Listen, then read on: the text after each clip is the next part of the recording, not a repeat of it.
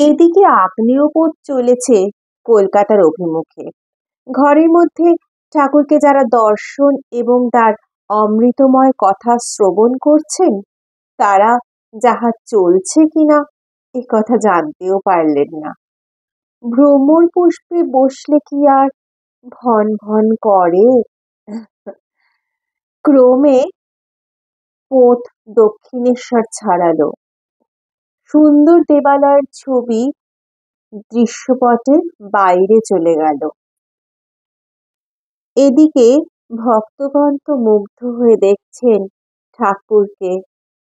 সহাস্যবদন, আনন্দময়, প্রেমানুরঞ্জিত নয়ন প্রিয়দর্শন, অদ্ভুত এক যোগী তিনি। তারা মুগ্ধ হয়ে দেখছেন সর্বত্যাগী একজন প্রেমিক বৈরাগী। ঈশ্বর ছাড়া আর কিচ্ছু জানেন না। এদিকে ঠাকুর কথা বলছেন। ঠাকুর বলছেন, বেদান্তবাদী ব্রহ্মজ্ঞানীরা বলে সৃষ্টি, স্থিতি, প্রলয়, জীব জগৎ এসব শক্তির খেলা। বিচার করতে গেলে এসব স্বপ্নবৎ। ব্রহ্মই বস্তু আর সব অবস্তু। শক্তিও স্বপ্নবৎ, অবস্তু। কিন্তু হাজার বিচার করো, সমাধিস্থ না হলে শক্তির এলাকা ছেড়ে যাবার জোর নেই। আমি ধ্যান করছি, আমি চিন্তা করছি, এসব শক্তির এলাকার মধ্যে, শক্তির ঐশ্বর্যের মধ্যে। তাই ব্রহ্ম আর শক্তি অভেদ। এককে মানলে আরেকটিকে মানতে হয়। যেমন আগুন আর তার দাহিকা শক্তি। আগুনকে মানলেই দাহিকা শক্তিকেও মানতে হয়। দাহিকা শক্তি ছাড়া আগুন ভাবা যায় না। আবার আগুনকে বাদ দিয়ে দাহিকা শক্তিও ভাবা যায় না। সূর্যকে বাদ দিয়ে সূর্যের রশ্মি ভাবা যায় না। সূর্যের রশ্মিকে ছেড়ে সূর্যকে ভাবা যায় না। তিনি বলছেন, দুধ কেমন? না ধোবো ধোবো। দুধকে ছেড়ে দুধের ধবলত্ব ভাবা যায় না। আবার দুধের ধবলত্ব ছেড়ে দুধকে ভাবা যায় না। তাই ব্রহ্মকে ছেড়ে শক্তিকে, শক্তিকে ছেড়ে ব্রহ্মকে ভাবা যায় না।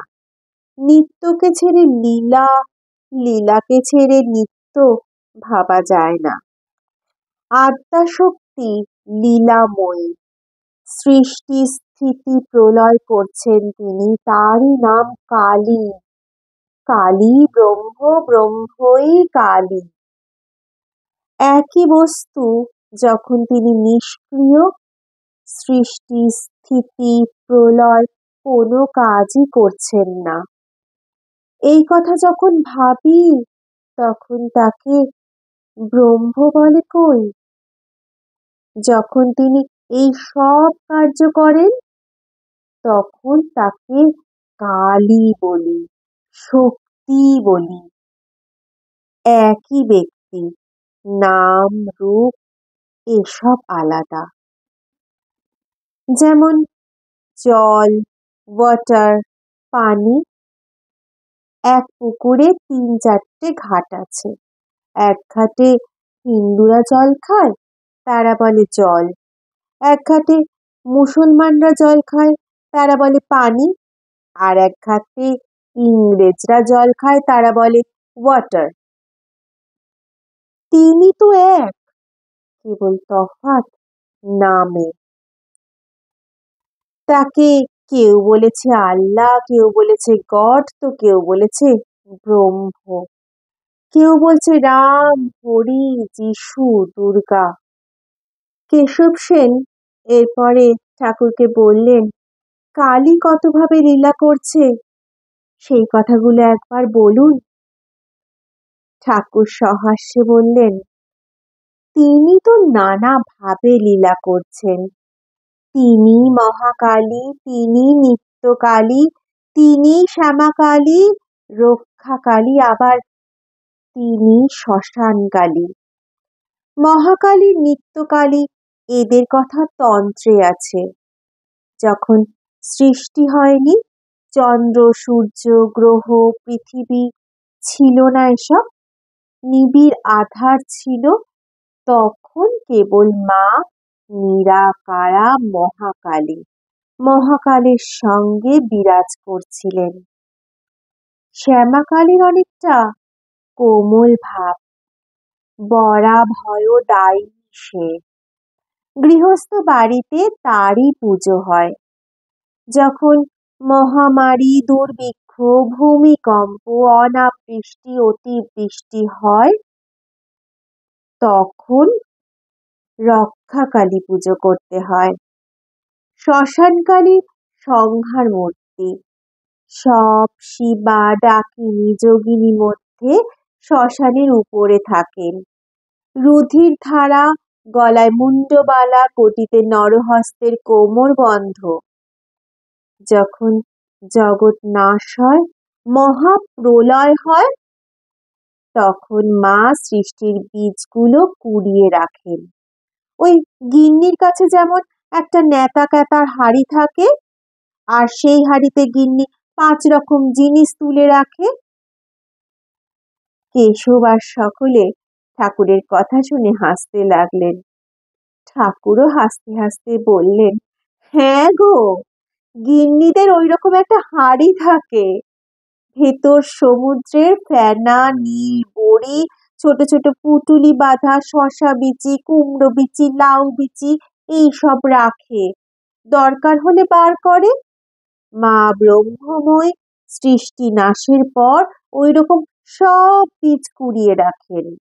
সৃষ্টির পর আত্মার শক্তি জগতের ভেতরেই থাকেন, জগৎ প্রসব করেন, আবার জগতের মধ্যে থাকেন।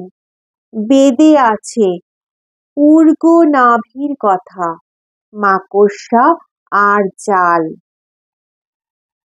মাকড়সা ভেতর থেকে জাল বার করে আবার নিচে সেই জালের ওপর থাকে। ঈশ্বর জগতের আধার এবং আধেয় দুই। কালী কি কালো? দূরে তাই কালো, জানতে পারলে আর কালো নয়। ঠাকুর আরো বলছেন, আকাশ দূর থেকে নীল বর্ণের, কাছে গিয়ে দেখো কোনো রং নেই। সমুদ্রের জল দূর থেকে নীল, কাছে গিয়ে হাতে তুলে দেখো কোনো রং নেই। ঠাকুর সবার দিকে উদ্দেশ্য করে আবারও বলছেন, বন্ধন আর মুক্তি দুয়ের কর্তাই তিনি।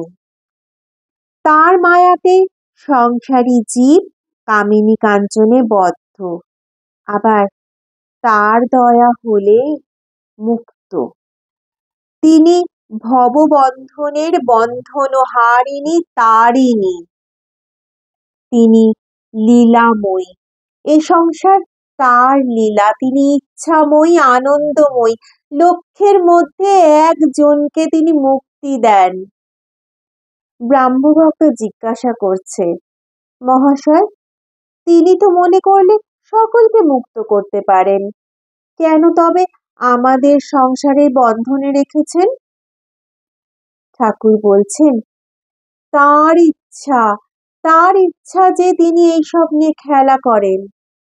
বুড়িকে আগে থাকতে ছুলে দৌড়দৌড়ি করতে হয় না। সকলেই যদি ছুঁয়ে ফেলে, খেলা কেমন করে হয়? সকলেই ছুঁয়ে ফেললে বুড়ি অসন্তুষ্ট হয়। খেলা চললে বুড়ির মজা হয়, আহ্লাদ হয়। তাই লক্ষ্যে দুটো একটা কাটে, হেসে দাও মা হাত চাপড়ি।